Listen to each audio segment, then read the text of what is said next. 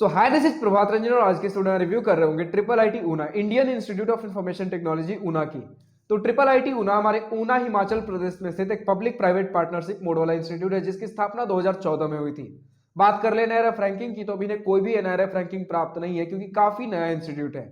हर college review की तरह आज के इस वीडियो में भी सबसे पहले इंटरनेट पर जितना भी डेटा अवेलेबल है like placements, admission process, cut off, fee structure बहुत क्विकली डिस्कस करने के बाद आराम से इत्मीनान से college and hostel life discuss कर रहे होंगे। तो स्टार्ट कर ले प्लेसमेंट के साथ। तो हमारे पास 2023 का प्लेसमेंट डेटा अवेलेबल है जिसमें सबसे पहले आप प्लेसमेंट परसेंटेज देख पा रहे हो। लाइक कंप्यूटर साइंस इंजीनियरिंग में 87.04%, इलेक्ट्रॉनिक्स एंड कम्युनिकेशन में 83.33 और इंफॉर्मेशन टेक्नोलॉजी में 89.29%। वही बात कर ले अगर हम मीडियन पैकेज की तो कंप्यूटर साइंस में 9.5 एलपीए, इलेक्ट्रॉनिक्स एंड कम्युनिकेशन में 8.5 एलपीए और इंफॉर्मेशन टेक्नोलॉजी में 9 एलपीए। हाईएस्ट पैकेज की बात कर ले तो दो प्रकार के हाईएस्ट पैकेज है। एक है आपका ऑफ कैंपस जो कि स्टूडेंट ने खुद से फाइट मार के अलग से अप्लाई करके लेते हैं, उसे ऑफ कैंपस कहते हैं। तो ऑफ कैंपस 60 एलपीए का गया है इलेक्ट्रॉनिक्स एंड कम्युनिकेशन से। और दूसरा हाईएस्ट पैकेज है ऑन कैंपस जो कि कंपनी जब कैंपस में विजिट करती है प्लेसमेंट के लिए उस समय जो प्लेसमेंट लगता है उसे हम ऑन कैंपस कहते हैं। तो वो है आपका 46.5 एलपीए कंप्यूटर साइंस और इंफॉर्मेशन टेक्नोलॉजी दोनों में ही। तो इसी के साथ अगर हम बात कर ले एवरेज पैकेज की तो कंप्यूटर साइंस में 12.06 एलपीए, इलेक्ट्रॉनिक्स एंड कम्युनिकेशन में 13.79 और इंफॉर्मेशन टेक्नोलॉजी में 16.57 एलपीए। तो आप देख पा रहे हो कि कंप्यूटर साइंस इंजीनियरिंग का एवरेज पैकेज इन दोनों ब्रांचेस से कम है। तो क्या कंप्यूटर साइंस इंजीनियरिंग इन दोनों ब्रांचेस से नीचे आता है प्लेसमेंट की टर्म्स में? तो इसके लिए भी कुछ फैक्टर समझना पड़ेगा। लाइक कंप्यूटर साइंस और इंफॉर्मेशन टेक्नोलॉजी को कंपेयर करें तो इंफॉर्मेशन टेक्नोलॉजी में काफी कम स्टूडेंट्स हैं in comparison to computer science. तो जब भी नंबर ऑफ स्टूडेंट्स कम होते हैं उस केस में आपका एवरेज पैकेज बढ़ जाता है। तो उस केस में हम मीडियन पैकेज कंपेयर कर रहे होते हैं। अब एवरेज पैकेज क्यों बढ़ जाता है वो भी समझ रहे होंगे, बट पहले अगर हम मीडियन पैकेज वापस से रिकॉल करें तो इंफॉर्मेशन टेक्नोलॉजी में 9 एलपीए था और कंप्यूटर साइंस में 9.5 एलपीए। मीडियन पैकेज वो पैकेज होता है जिसके नीचे 50% स्टूडेंट्स प्लेस्ड हैं और जिसके ऊपर 50% स्टूडेंट्स प्लेस्ड हैं। तो इंफॉर्मेशन टेक्नोलॉजी के 50% स्टूडेंट्स सिर्फ और सिर्फ 9 एलपीए के ऊपर है और वहीं कंप्यूटर साइंस में आपका 50% स्टूडेंट्स 9.5 एलपीए से ऊपर है। तो बहुत ज्यादा डिफरेंस तो नहीं है लेकिन फिर भी आप देख पा रहे हो कि थोड़ा सा तो बेटर है कंप्यूटर साइंस। अब देखिए होता यह है कि 50% स्टूडेंट्स अगर इलेक्ट्रॉनिक्स एंड कम्युनिकेशन के जिस पैकेज के भी ऊपर हैं, अगर उस वो पैकेज काफी ज्यादा मतलब डिफरेंस क्रिएट करता है नीचे वाले बाकी 50% से, तो एवरेज बहुत ज्यादा बढ़ जाता है। तो जो स्टूडेंट्स 50% से ऊपर है अगर वो बहुत ज्यादा हाईएस्ट पैकेज उठाते हैं तो उनके वजह से ओवरऑल एवरेज पैकेज बढ़ जाता है। तो जब नंबर ऑफ स्टूडेंट्स टोटल आपके ब्रांच में कम है तो अगर कुछ 4-5 बच्चों की अगर हाईएस्ट पैकेज काफी ज्यादा लगी है तो आपका ओवरऑल बैच का काफी जल्दी आपका एवरेज पैकेज खिंच जाता है। वहीं अगर सेम नंबर ऑफ स्टूडेंट्स को हाईएस्ट पैकेज उस ब्रांच में लगा है जिस ब्रांच में टोटल नंबर ऑफ स्टूडेंट्स ज्यादा है, अगर उस ब्रांच में भी कुछ गिने चुने स्टूडेंट्स को ही अगर आपका हाईएस्ट पैकेज लगा है 50% से ऊपर भी बहुत ज्यादा ही लगा है, फिर भी उतना ज्यादा नहीं खींचेगा क्योंकि टोटल नंबर ऑफ स्टूडेंट्स यहाँ बहुत ज्यादा, जिसके वजह से अब देख पा रहे हो हाईएस्ट पैकेज लगभग सेम देखने को मिल रहा है हमें आईटी और कंप्यूटर साइंस में, लेकिन फिर भी आपका आईटी का एवरेज पैकेज काफी ज्यादा हो जाता है कंप्यूटर साइंस कंपैरिजन में क्योंकि आईटी में नंबर ऑफ स्टूडेंट्स कम है। तो थोड़े बहुत स्टूडेंट्स भी अगर आपका हाईएस्ट पैकेज उठाते हैं तो उसकी वजह से पूरे ब्रांच का तुरंत ही एवरेज पैकेज खिंच जाता है। बात कर ले इलेक्ट्रॉनिक्स एंड कम्युनिकेशन की तो यहां आप देख पा रहे हो 60 एलपीए का तो हाईएस्ट पैकेज है। तो इस केस में आपका नंबर ऑफ स्टूडेंट्स कम हो ज्यादा हो उतना मैटर ही नहीं करता है, यहां आपका हाईएस्ट पैकेज ही ज्यादा लगा है तो उसके वजह से ओवरऑल पैकेज आपका कुछ ज्यादा खिंच जाता है एवरेज पैकेज। तो यही सारा फंडा था, वरना ओवरऑल आप देख ही पा रहे हो कि आपका प्लेसमेंट परसेंटेज ऑलमोस्ट हर ब्रांच में सिमिलर है। इलेक्ट्रॉनिक्स एंड कम्युनिकेशन में थोड़ा कम है 83.33%। तो मुझे लगता है प्लेसमेंट को लेकर आपका फंडा क्लियर हो गया होगा इस इंस्टीट्यूट में। अगर ओवरऑल कंक्लूजन देना हो तो प्लेसमेंट्स में सबसे पहले आपका कंप्यूटर साइंस ही रहेगा, फिर इंफॉर्मेशन टेक्नोलॉजी और उसके बाद ईसीई। नेक्स्ट अगर हम बात कर ले एडमिशन प्रोसेस की तो सबसे पहले आप जेईई मेंस का एग्जाम दे रहे होंगे। जेईई मेंस में जो भी रैंक बनेगा उसके बेसिस पर आपको जोसा सीसेट काउंसलिंग में कॉलेजेस और ब्रांचेस अलॉट हो रहे होंगे। बात कर ले कट ऑफ की तो हमारे पास जोसा 2023 round 6 general student gender neutral category cut off का स्क्रीनशॉट लगा हुआ है। लाइक कंप्यूटर साइंस क्लोज हुआ था 27,059 रैंक पर और वहीं इलेक्ट्रॉनिक्स एंड कम्युनिकेशन क्लोज हुआ था 37,252 रैंक पर। इंफॉर्मेशन टेक्नोलॉजी क्लोज हुआ था 30,983। तो जो ऑर्डर मैंने अभी प्लेसमेंट्स के लिए बताया सिमिलर ट्रेंड आपको कट ऑफ में भी दिख सकता है। सबसे पहले कंप्यूटर साइंस, फिर इंफॉर्मेशन टेक्नोलॉजी और उसके बाद इलेक्ट्रॉनिक्स एंड कम्युनिकेशन इंजीनियरिंग। अब अगर आपको हर ईयर, हर राउंड, हर कैटेगरी की कट ऑफ चाहिए तो आप कॉलेज प्रवेश के वेबसाइट पर विजिट कर सकते हो। बात कर ले फी स्ट्रक्चर की तो आपके सामने डिटेल इंस्टीट्यूट फी, ट्यूशन, हॉस्टल, मेस फी का स्क्रीनशॉट लगा हुआ है। इन टोटल 4 साल का बीटेक आपका 13 लाख के अंदर अंदर निपट जाएगा। तो फाइनली हम पहुंचते हैं अपने college and hostel life most awaited topic के ऊपर। तो सबसे पहले इसी पॉइंट के साथ स्टार्ट करना चाहूंगा कि ट्रिपल आईटी ऊना हमारे ऊना हिमाचल प्रदेश में पहाड़ियों से घिरा हुआ एक हरी भरी वादियों में 80 एकड़ के कैंपस एरिया में स्थित है। जब 2014 में इनकी स्थापना हुई थी तब ये एनआईटी हमीरपुर के कैंपस से ऑपरेट कर रहे थे और तब एनआईटी हमीरपुर इनका मेंटर इंस्टीट्यूट भी हुआ करता था। फिर 2018 एंड आते आते इन्हें अपना डायरेक्टर मिल गए और उसके बाद इनका मेंटरशिप एनआईटी हमीरपुर से छूट गया। अब ये फुल्ली खुद से ऑपरेट कर रहे हैं। फिर कुछ समय तक ऐसा ही चला एनआईटी हमीरपुर के कैंपस से जब ये ऑपरेट कर रहे थे। उसके बाद एनआईटी हमीरपुर ने बोला कि अब आपका स्टूडेंट इनटेक बढ़ रहा है तो हॉस्टल की फैसिलिटी हम प्रॉपर अवेलेबल नहीं करवा पाएंगे, जिसके बाद इन्होंने एक दूसरा ट्रांजिट कैंपस बनवाया और आज के डेट में फाइनली एनआईटी हमीरपुर का कैंपस हो या फिर ट्रांजिट कैंपस हो, इन दोनों से ही फ्री होकर फाइनली अपना परमानेंट कैंपस बिल्डअप कर चुके हैं, जो कि शायद अभी 2023 के आसपास में ही ये ऑपरेट होना चालू हुआ है। तो बात दरअसल ये है कि एनआईटी हमीरपुर का अभी भी जो ट्रांजिट कैंपस दूसरा जो इन्होंने बनाया था वो आज के डेट में भी फंक्शनल है, जो कि जस्ट आपका परमानेंट कैंपस के जस्ट ऑपोजिट साइड में है। तो जो आपका ट्रांजिट कैंपस है उसमें आपको कुछ facilities like dance room, music room, फिर आपका हेल्थ सेंटर जो बेसिक आपके फर्स्ट एड हो गया, थोड़ा बहुत आपका मेडिकल इक्विपमेंट्स, बेसिक चेकअप हो गया, वो सारी चीजें आपकी मेडिकल बेसिक फैसिलिटीज आपको इस हेल्थ सेंटर में मिल जाती हैं। जिम्नाजियम भी आपका ट्रांजिट कैंपस में ही है और कुछ गेस्ट रूम्स भी बताए जाते हैं फुल्ली एसी और वाईफाई इक्विप्ड। ये सारी चीजें अगर कुछ गेस्ट आने हुए तो ट्रांजिट कैंपस में ही रुक रहे होते हैं। अब अगर हम बात कर ले अपने परमानेंट कैंपस, जो कि जस्ट ट्रांजिट कैंपस और परमानेंट कैंपस आसपास में स्थित है, तो परमानेंट कैंपस में अगर हम स्टार्ट कर ले सबसे पहले हॉस्टल फैसिलिटीज के साथ, तो आपको 2 बॉयज हॉस्टल और 1 गर्ल्स हॉस्टल देखने को मिलते हैं 3 सीटर कैपेसिटी के साथ। हॉस्टल से रिलेटेड मुझे इंटरनेट पर एक काफी डिटेल्ड इंफॉर्मेशन मिला है, जिसे अगर मैं क्लियरली पढ़ूं तो हर रूम में हॉस्टल से रिलेटेड मुझे काफी डिटेल्ड इंफॉर्मेशन मिला है, जिसे अगर मैं पढ़ूं तो हर रूम आपके ट्रिपल शेयरिंग रूम से, यानी कि एक रूम में 3 लोग रह रहे होंगे, सफिशिएंट स्पेस देखने को मिलेगा। हर रूम में आपके 3 चेयर, 3 टेबल, 3 बेड और 3 अलमीराज होंगे, क्योंकि एक रूम में 3 लोग रह रहे होंगे। 2 ट्यूबलाइट होगा, 2 fan, 1 wall lamp, 9 socket, 2 small night light होंगे, 3 क्लोथ हैंगर और 2 rooms have a common balcony. यानी कि एक रूम जो ट्रिपल शेयरिंग है और दूसरा एक और ट्रिपल शेयरिंग रूम, तो इस प्रकार के 2 रूम एक सेम कॉमन बालकनी शेयर कर रहे होते हैं।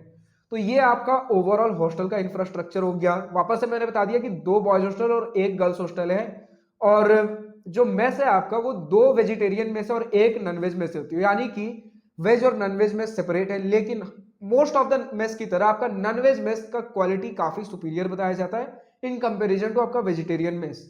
लेकिन अगर ओवरऑल हम बात करें तो मेस की क्वालिटी डिसेंट बताई जाती है, ठीक ठाक, ना तो बहुत ज्यादा खास और ना ही खराब, मतलब काम चला हुआ है हर लगभग एक एवरेज मेस की तरह। बात कर ले अगर और कुछ फैसिलिटीज की, तो आपको लाइब्रेरी देखने को मिल जाएगा, बहुत बड़ा तो नहीं लेकिन एक सफिशिएंट स्पेस वाला लाइब्रेरी है। आपको लैब्स देखने को मिल जाते हैं ठीक ठाक, बहुत सारे ही, मतलब ऑफकोर्स ट्रिपल आईटी में जा रहे हो तो लैब्स तो देखने को मिलेंगे ही। इसी के साथ आपको बहुत सारे इंडोर प्लस आउटडोर स्पोर्ट्स की फैसिलिटी देखने को मिलती है।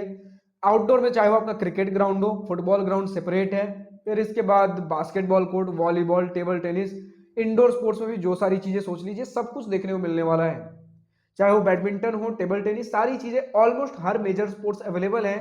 लेकिन इसे आप टॉप आईआईटीज के लेवल पर, जिसमें मेगा स्ट्रक्चर्स अवेलेबल होते हैं स्पोर्ट्स के लिए, वैसी सारी चीजें मत समझिए। अपने लीग की ट्रिपल आईटीज में एक अच्छा खासा स्पोर्ट्स फैसिलिटी प्रोवाइड करता है, यानी कि जो भी आपकी रैंक आ रही होगी उस रैंक के आसपास में जो भी ट्रिपल आईटीज मिल रहे होंगे उसमें हो सकता है कि ट्रिपल आईटी ऊना का one of the best sports facility देखने को मिल जाए।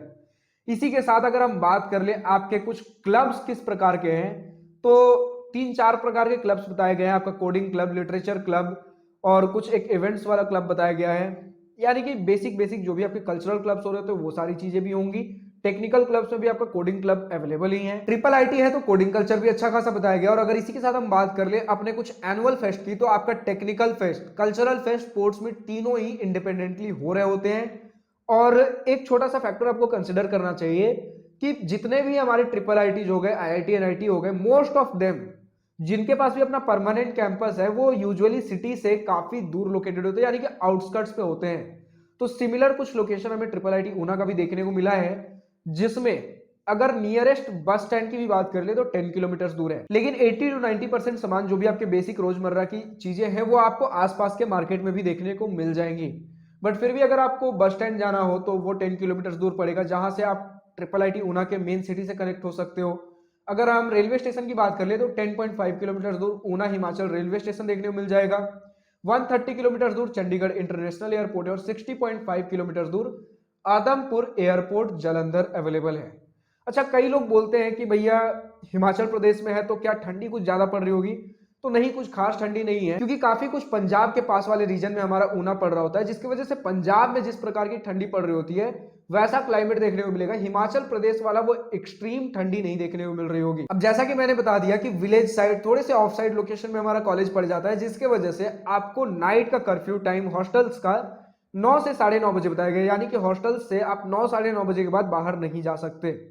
अगर कुछ और इस टाइप के फैक्ट्स के बारे में बात कर ले तो यहाँ पर आपको रैगिंग ना के बराबर देखने को मिलती है। नो रैगिंग कल्चर बताया गया है, यानी कि रैगिंग, स्टूडेंट्स ने तो बोला है कि रैगिंग नहीं होती है, और प्रोफेसर्स के साथ भी रिलेशन बढ़िया बताया जाता है। लेकिन जितने भी मैं ऑनलाइन रिव्यूज पढ़ रहा था, यूजुअली कुछ चीजें प्रोफेसर्स के बारे में हाईलाइट होकर नहीं देखने को मिलती हैं, लेकिन कुछ चीजें मुझे यहाँ ऑनलाइन रिव्यूज में लगभग हर रिव्यू में पढ़ने को मिला है कि प्रोफेसर्स बढ़िया हैं, लेकिन कुछ प्रोफेसर्स हैं जो आपके दिन को खराब कर सकते हैं। अब यूजुअली ये सारी चीजें मुझे नहीं पढ़ने में मिलती है बाकी सारे कॉलेज का जब मैं रिव्यू पढ़ रहा होता हूँ ऑनलाइन रिव्यू, लेकिन इस कॉलेज के बारे में मुझे पढ़ने को मिला है। यानी कि कुछ लोग तो कह रहे हैं कि काफी हद तक प्रोफेसर्स काफी सपोर्टिव है, लेकिन कुछ प्रोफेसर्स आपको परेशान कर सकते हैं। तो इस पॉइंट से जो आपको कंक्लूजन निकालना हो निकाल सकते हो। और ट्रिपल आईटी ऊना से जो भी स्टूडेंट्स इस वीडियो को देख रहे हैं, एक्चुअल मुद्दा क्या है, एक्चुअल फैक्ट क्या है, और जो भी आपको शेयर करना हो इस कॉलेज के बारे में कमेंट सेक्शन में लिखना ना भूलें। 75% अटेंडेंस पॉलिसी देखने को मिलता है, यानी कि आपको पूरे सेमेस्टर में 75% अटेंडेंस मेंटेन करना जरूरी है। और आपको एक सेमेस्टर के अंदर 2 यूनिट टेस्ट, 2 आपका सीटी टेस्ट जो कि similar to mid semester test होते हैं, और एक एंड सेमेस्टर एग्जाम, तो यानी कि हर थोड़े समय पर कोई ना कोई एग्जाम चल रहा होगा। लेकिन बढ़िया बात यह है कि अगर आपका किसी सेमेस्टर में नंबर कम आ जाता है, अगर पूरे बैच का नंबर कम आ रहा है, तो चिंता वाली बात नहीं, क्योंकि यहाँ रिलेटिव ग्रेडिंग होती है। रिलेटिव ग्रेडिंग का मतलब क्या है कि जो भी जिस स्टूडेंट्स का भी मैक्सिमम मार्क्स आया है क्लास में, उसे मैक्सिमम मार्क्स कंसीडर करते हैं और उसके हिसाब से बाकी सारे स्टूडेंट्स को फिर मार्क्स मैनेज किया जाता है। तो अगर पूरे क्लास का ही नंबर कम आता है तो रिलेटिव ग्रेडिंग की वजह से पूरे क्लास का जो ओवरऑल स्कोर है वो बढ़ जाता है। तो इस केस में टेंशन लेने वाली बात नहीं है कि इस सेमेस्टर में पेपर हार्ड आ गया था तो सीजीपीए गिर जाएगा, ऐसा कोई दिक्कत नहीं हो रहा होगा। और एक हाईलाइटिंग फैक्टर ये भी है कि 6th सेमेस्टर आपका पूरा का पूरा इंटर्नशिप के लिए डेडिकेटेड होता है। तो गिने चुने कुछ कॉलेजेस होते हैं जो इस हद तक फुल एक 6 मंथ इंटर्नशिप के लिए पूरा सेमेस्टर डेडिकेट कर देते हैं। तो उस केस में आपको इंटर्नशिप पॉइंट ऑफ व्यू से काफी ज्यादा हेल्प मिल रही होगी। लेकिन स्टूडेंट्स की तरफ से बताया गया कि इक्वल नंबर ऑफ यहाँ on campus plus off campus, वो दोनों ही बैलेंस आउट होकर चल रहे होते हैं। तो आप पूरा का पूरा ऑन कैंपस इंटर्नशिप या प्लेसमेंट पे डिपेंड नहीं कर सकते। प्लेसमेंट तो फिर भी काफी हद तक बढ़िया है, लेकिन इंटर्नशिप के लिए आपको ऑफ कैंपस भी थोड़ा बहुत फाइट मारना पड़ेगा। बट वही 6 महीने का आपके पास छूट मिल जाता है, तो पूरा खुला छूट है, आप अपने हिसाब से फाइट मार सकते हो। तो आज के इस वीडियो में इतना ही था। अगर कुछ पॉइंट्स मिस हो गए हो, लाइक कैंटीन्स, कैफेटेरियाज, ये सारी चीजें हैं कि नहीं, तो यार ये सारी बेसिक फैसिलिटीज होती है, लगभग हर कॉलेज में आपको देखने को मिल जाएगा। हाँ, कुछ जो बहुत लोकल के आपके कॉलेजेस होते हैं, सिटी कॉलेजेस, उनमें देखने को ना मिले, लेकिन ऑलमोस्ट सारे कॉलेजेस में कैंटीन्स, कैफेटेरियाज देखने को मिलते हैं। और ऑडिटोरियम जितना मैंने सर्च किया मुझे देखने को नहीं मिला, बट आपके कुछ लेक्चर हॉल्स हैं जिसमें प्रॉपर आपका प्रोजेक्टर, वाईफाई, एसी सबकी फैसिलिटी अवेलेबल है। तो ज्यादा स्टूडेंट इंटेक नहीं है, तो एक अच्छा खासा एक छोटा लेक्चर हॉल भी या फिर सेमिनार हॉल, ये सारी चीजें आपकी ऑडिटोरियम की नीड पूरी कर देती है। लेकिन अगर ऑडिटोरियम बन जाए उसका मजा अलग होता है। तो जितना अभी आज के डेट में हम कॉलेजेस रिव्यू कर रहे हैं, उसमें कुछ काफी हद तक हमें ऑडिटोरियम देखने को नहीं मिल रहा। तो बहुत बड़ा एक फैक्टर नहीं हो जाता, मतलब कॉलेज को नेगेटिव करने का कि ऑडिटोरियम नहीं तो दिक्कत हो गया। अब जितने भी कॉलेजेस हम रिव्यू कर रहे हैं उसमें बहुत सारे कॉलेजेस में हमें ऑडिटोरियम देखने को नहीं मिल रहा है। और बाकी सारे जैसे हम टॉप आईआईटीज में कंपेयर करते थे कि स्विमिंग पूल है या नहीं, वो सारी चीजें तो आप भूल ही जाइए। हाँ, अगर किसी कॉलेज में स्विमिंग पूल जैसी फैसिलिटीज अब देखने को मिलती हैं तो उस कॉलेज के लिए वो हाईलाइटिंग फैक्टर हो सकता है।